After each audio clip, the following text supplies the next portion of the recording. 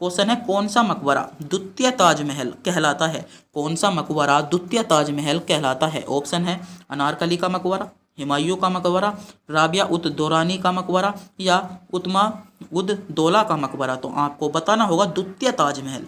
द्वितीय ताजमहल के नाम से किसके मकबरे को जाना जाता है? तो द्वितीय ताजमहल के नाम से किसके मकबरे को जाना जाता है? तो आपका करेक्ट जवाब हो जाएगा सी विकल्प को चुनने वालों का जवाब बिल्कुल सही जवाब होगा। द्वितीय ताजमहल के नाम से आपका राबिया उद दौरानी के मकबरे को जाना जाता है। और यह कहाँ पर है? तो यह आपका ध्यान ही होगा ताजमहल। तो ताजमहल कहाँ पर है? आगरा में। तो यह भी कहाँ पर होगा? आगरा में। कहाँ पर है? आगरा इसका सही जवाब होगा। बात करते हैं अनारकली के मकबरे की। तो अनारकली का मकबरा आपका कहाँ है? लाहौर में। कहाँ पर है? लाहौर पाकिस्तान में आपका अनारकली का मकबरा है। बात करते हैं हुमायूं के मकबरे की। तो हुमायूं का मकबरा आपका कहाँ पर है? दिल्ली में है। कहाँ पर है? दिल्ली में है। और बात करते हैं एतमा उत दौले के मकबरे की। तो यह आपका कहाँ पर है?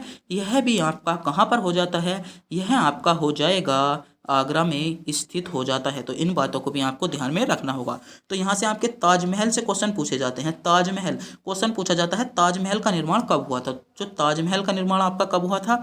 1632 में आपका क्या हुआ था? ताजमहल का निर्माण हुआ था। तो यहाँ से क्वेश्चन पूछा जाएगा। और आपसे क्वेश्चन यह भी बन सकता है कि ताजमहल को विश्व विरासत स्थल में कब शामिल कर लिया गया था? तो 1862 में ताजमहल को विश्व विरासत स्थल में शामिल कर लिया गया। तो ताजमहल से यह दो क्वेश्चन आपसे पूछे जा सकते हैं कि एक तो ताजमहल के निर्माण को लेकर और कि कब इसे विश्व विरासत में शामिल कर लिया गया था। आपका अगला क्वेश्चन है तानसेन का मकबरा कहाँ स्थित है? बहुत ही इंपॉर्टेंट क्वेश्चन है तानसेन का मकबरा। ऑप्शन है जबलपुर में, इंदौर में, भोपाल में या ग्वालियर में। तो बताइएगा, कमेंट बॉक्स में बताइएगा, बहुत इंपॉर्टेंट क्वेश्चन होने वाला है। तानसेन का मकबरा, तो तानसेन का मकबरा आपका कहाँ पर स्थित है?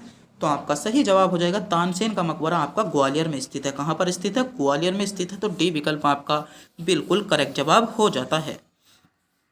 आपका अगला क्वेश्चन है निम्नलिखित में से किसे तिब्बती नववर्ष के रूप में मनाया जाता है? ऑप्शन है आपके सामने शो हो रहे हैं, जल्दी से जल्दी बताइएगा, बहुत इंपॉर्टेंट क्वेश्चन होने वाला है।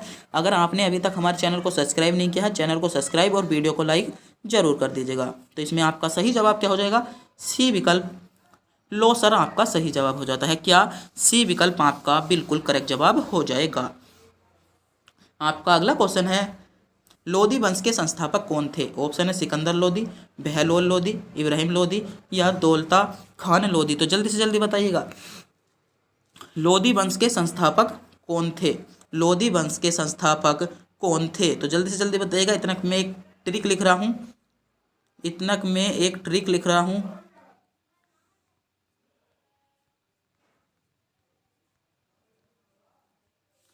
आपको बता दिया है। लोदी वंश के संस्थापक कौन थे? तो कौन थे? बहलोल लोदी लोदी वंश के संस्थापक थे। कौन थे? बहलोल लोदी क्या थे? लोदी वंश के संस्थापक थे। आपकी ट्रिक थी गु खी ते सैलो, गु खी ते सैलो। गु से गुलाम वंश, क्या हो जाएगा? गुलाम वंश। खे से खिलजी वंश, ते से तुगलक वंश और सैयद वंश और लोदी वंश। क्या सबसे पहले कौन सा आया था? आपका सबसे पहले आया था गुलाम वंश। गुलाम वंश के बाद में कौन सा आया था? खिलजी वंश। खिलजी वंश के बाद में कौन आया था? तुगलक वंश। और तुगलक वंश के बाद में कौन आया था? सैयद वंश। और सैयद वंश के बाद में कौन सा आया था? आपका लोदी वंश। तो आपको ट्रिक याद रखनी होगी गु खी ती सैलो। क्या? गु खी ती सैलो आपको ट्रिक रखनी होगी। गुलाम वंश, तो गुलाम वंश का जो संस्थापक थे कौन थे? कुतुबुद्दीन ऐबक। खिलजी वंश के संस्थापक कौन थे? गयासुद्दीन तुगलक। और लोदी वंश के संस्थापक आपसे पूछे गए हैं, तो लोदी वंश के संस्थापक कौन थे? बहलोल लोदी। डी विकल्प आपका सही जवाब होगा। और सैयद वंश के कौन थे? खिजर खां। तो आपको बताना होगा, क्योंकि इस तैमूर कौन से तुगलक वंश के संस्थापक को आपको पता होगा कौन हो जाएंगे। तो जो कौन हो जाते हैं? तुगलक वंश के संस्थापक। तो इस क्वेश्चन का जवाब आपको कमेंट बॉक्स में बताना होगा। आपको यहाँ पर ट्रिक पूछी जा सकती है। यह ट्रिक से आपसे बहुत ज़्यादा संबंधित क्वेश्चन पूछे जा सकते हैं कि गु खी ती ते सैलो। क्या? गु खी ती सैलो। गुलाम वंश, खिलजी वंश, तुगलक वंश, सैयद वंश और लोदी वंश। तो इस ट्रिक को आपको बहुत ही ज़्यादा ध्यान में रखना होगा। बहुत इंपॉर्टेंट क्वेश्चन बनकर आते हैं यहाँ से आपके लिए। तो एक क्वेश्चन का जवाब हमने आपसे कमेंट बॉक्स में पूछा होगा। अगर आपने इस क्वेश्चन का जवाब जानते हैं तो हमें अवश्य ही बताएंगे। आपका अगला क्वेश्चन है उत्तर प्रदेश में निम्नलिखित में से किस जिले में कम वर्षा होती है? उत्तर प्रदेश में निम्नलिखित में से सबसे कम वर्षा कहाँ पर होती है? ऑप्शन है कानपुर में, बी इलाहाबाद में, मथुरा में, या इनमें से कोई नहीं। तो आपसे क्वेश्चन में पूछा गया था उत्तर प्रदेश में सबसे कम वर्षा कहाँ पर होती है, तो उत्तर प्रदेश में सबसे कम वर्षा कहाँ पर होती है, आपकी मथुरा में होती है। कहाँ पर होती है, मथुरा में, उत्तर प्रदेश में आपकी सबसे कम वर्षा होती है। और बात करते हैं भारत की, तो भारत में सबसे अधिक वर्षा कहाँ पर होती है, भारत में आपकी सबसे अधिक वर्षा कहाँ पर होती है, मासिन राव में। कहाँ पर होती है, मासिन राव में भारत में सबसे अधिक वर्षा होती है। बात करते हैं उत्तर प्रदेश का सबसे बड़ा जिला, तो उत्तर प्रदेश का आपका सबसे बड़ा जिला कौन सा हो जाएगा, उत्तर प्रदेश का आपका सबसे बड़ा जिला कौन सा हो जाता है, आपका हो जाएगा लखीमपुर खीरी। क्या हो जाता है, उत्तर प्रदेश का सबसे बड़ा जिला आपका लखीमपुर खीरी हो जाता है। और उत्तर प्रदेश में कुल कितने जिले हैं, तो उत्तर प्रदेश में आपके कुल 75 जिले हैं। और आपका अगला क्वेश्चन है और बहुत ही ज़्यादा महत्वपूर्ण क्वेश्चन है, फिरोजाबाद किस उत्पादन के लिए मशहूर है। ऑप्शन है ताले के लिए, चूड़ियों के लिए, जूतों के लिए, या चाकू के लिए।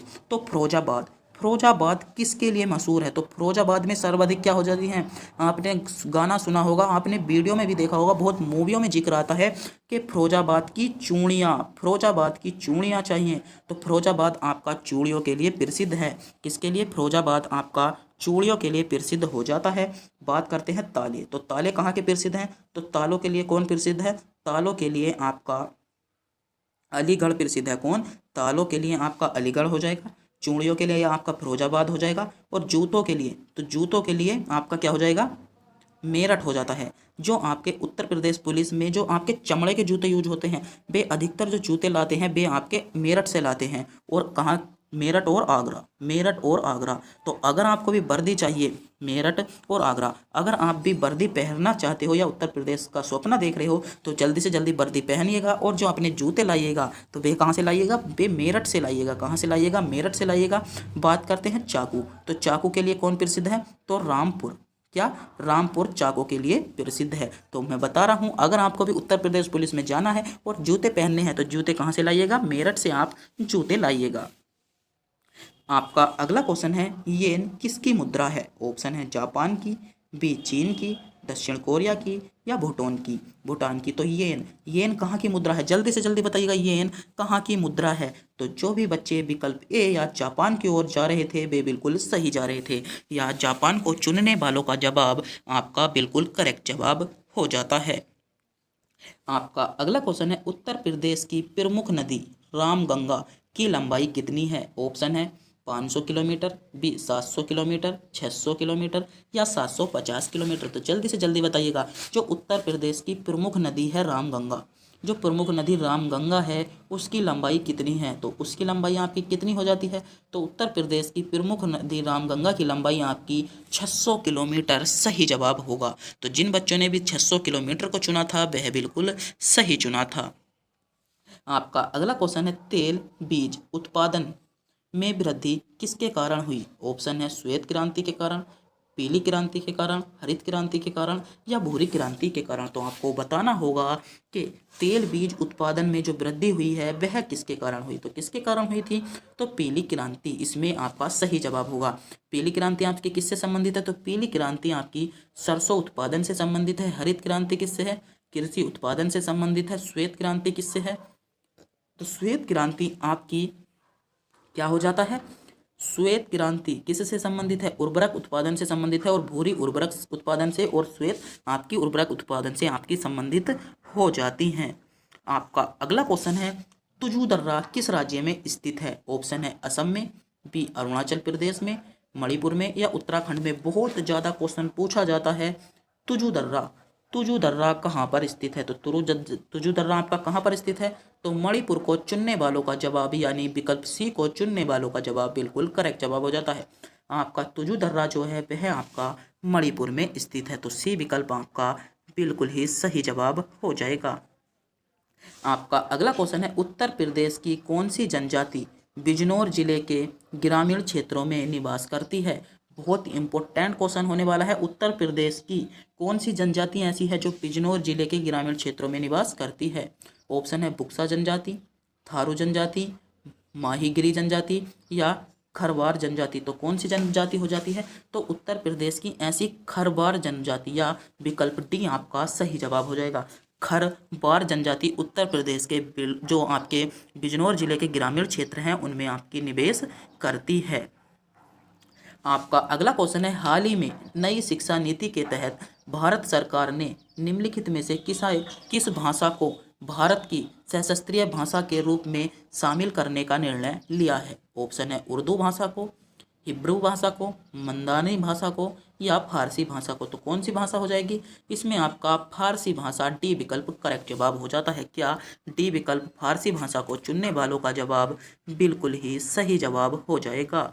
आपका अगला क्वेश्चन है और बहुत ही इंपॉर्टेंट क्वेश्चन है, इस क्वेश्चन को भी मैं 3 स्टार दूंगा। इस क्वेश्चन को आप नोट कर लीजिएगा। आपका क्वेश्चन है, भारत और किस देश के बीच संयुक्त सैन्य अभ्यास युद्धाभ्यास आयोजित किया जाता है? ऑप्शन है भारत और जापान के बीच, भारत और रूस के बीच, भारत और वियतनाम के बीच, भारत और अमेरिका के बीच। तो जो आपका युद्धाभ्यास होता है वह कौन कौन से देशों के बीच होता है? कौन से देशों के बीच होता है?